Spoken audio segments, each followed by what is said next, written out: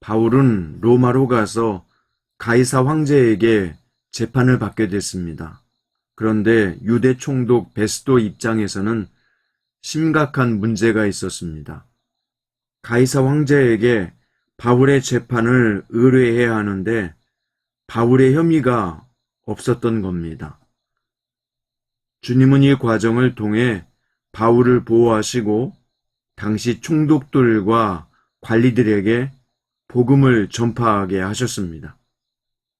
오늘 본문은 사도행전 25장 13절부터 27절이고요. 그 중에서 23절부터 27절까지 읽겠습니다. 이튿날 아그리빠와 버니게가 크게 위엄을 갖추고 와서 천부장들과 시중에 높은 사람들과 함께 접견 장소에 들어오고 베스도의 명으로 바울을 데려오니 베스도가 말하되 아그리빠 왕과 여기 같이 있는 여러분이여, 당신들이 보는 이 사람은 유대의 모든 무리가 크게 외치되 살려두지 못할 사람이라고 하여 예루살렘에서와 여기서도 내게 청혼하였으나 내가 살피건대 죽일 죄를 범한 일이 없더이다. 그러나 그가 황제에게 상소한 고로 보내기로 결정하였나이다. 그에 대하여 황제께 확실한 사실을 아릴 것이 없으므로 신문한 후 상소할 자료가 있을까 하여 당신들 앞, 특히 아그리빠 왕 당신 앞에 그를 세웠나이다. 그 죄목도 밝히지 아니하고 죄수를 보내는 것이 무리한 일인 줄 아나이다 하였더라. 아멘.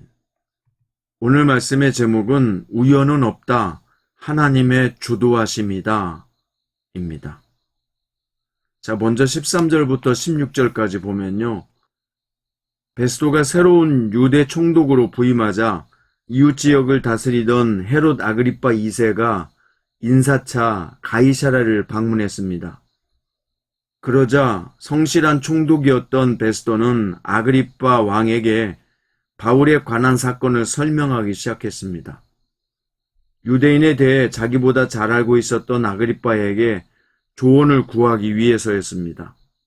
베스도는 예루살렘에 갔을 때 대제사장과 장로들이 여러 말로 강력하게 바울을 고발했지만 자신이 총독으로서 로마의 원칙을 따라 바울에게 사람 앞에 서서 변명할 기회를 주었다고 말합니다.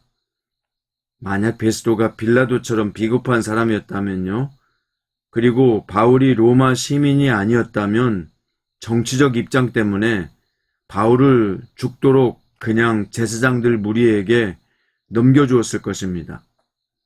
하지만 하나님은 바울의 로마 시민권을 사용하시고 또 합리적인 총독을 사용하셔서 바울을 보호하셨던 것입니다. 이어서 17절부터 22절에 보면요. 베스도는 바울의 재판을 진행하는 과정에서 겪는 어려움을 이야기하기 시작하는데요. 재판은 원고가 피고의 혐의를 제시해야 성립할 수 있습니다. 다시 말하면 모든 재판은 죄인으로 인정받기 위해서 반드시 죄목이 필요하단 말입니다. 그런데 바울에게는 혐의라고 할 것이 없다는 것이죠. 그래도 성실한 재판장이었던 베스도는 이 싸움의 핵심이 바울의 악행 여부가 아니라 예수님의 부활이 참이냐 아니냐에 있음을 정확하게 파악했습니다. 결국 놀랍게도 바울이 재판받는 과정을 통해서 예수님의 부활 논쟁이 유대에 머물지 않고 로마 가이사 황제에게까지 전해지게 된 것입니다. 베스도의 설명을 들은 아그리빠는 자기도 바울을 만나보고 싶어 합니다.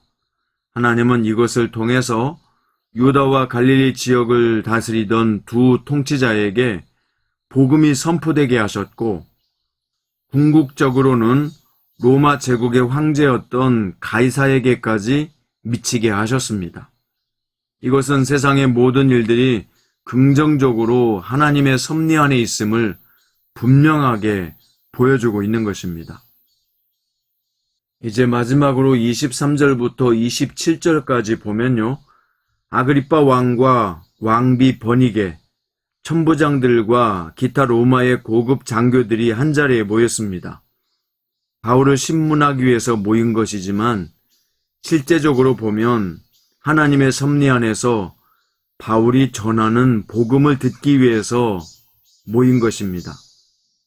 총독 베스도는 바울이 예루살렘에서 모든 무리에 의해 사형에 해당하는 죄를 지었다고 고발당했지만 자기가 보기에는 죄가 없다고 말했습니다. 그렇다면 소송은 끝나야 맞습니다. 재판장이 판단할 때 피고인이 죄가 없다면 무죄 방면이 당연한 것이죠. 그런데 바울이 황제에게 상소했기 때문에 로마로 가게 되었다고 베스도는 설명합니다. 하지만 바울에게 무슨 혐의가 있는지 불분명하니 이 자리에서 그것을 정립하자는 것이죠. 베스도의 말은 바울에게 죄가 없지만 유대인들 때문에 정치적 부담이 있으니 적당한 죄목을 만들자고 말하는 것이나 다름이 없었습니다. 바울은 이렇게 어이없고 억울한 일을 당했지만 하나님이 이것을 사용하셔서 바울이 그 땅의 통치자들에게 복음을 전하게 하신 것입니다. 오늘 말씀의 핵심은 바울은 피고인이 되었지만 하나님은 그가 통치자들에게까지 복음을 전할 수 있는 상황을 만들어 가셨던 것입니다. 사랑하는 성장 큐티 가족 여러분, 모든 것은 하나님이 주도하십니다. 하나님을 믿는 사람이나 믿지 않는 사람이나 심지어 세상의 권력자들이나 힘 있는 사람들까지도 하나님은 주도하시고 그들을 사용하십니다. 그러니 너무 걱정하지 말고 하나님이 주도하시는 세상에서 하나님의 자녀로 당당하게 살아가시기 바랍니다. 하나님 아버지께서 주도하시는 세상에서 내가 살아간다는 것을 분명히 알 때 우리가 걱정하거나 염려하거나 두려워할 일은 없습니다. 하나님의 주도하심과 섭리 안에서 모든 일은 일어나기 때문입니다. 그러므로 사랑하는 성장 큐티 가족 여러분, 오직 하나님의 인도하심을 신뢰하십시오. 오늘도 바울처럼 그분의 도구로 쓰임받는 신실한 일꾼이 되시기를 주의 이름으로 축원드립니다.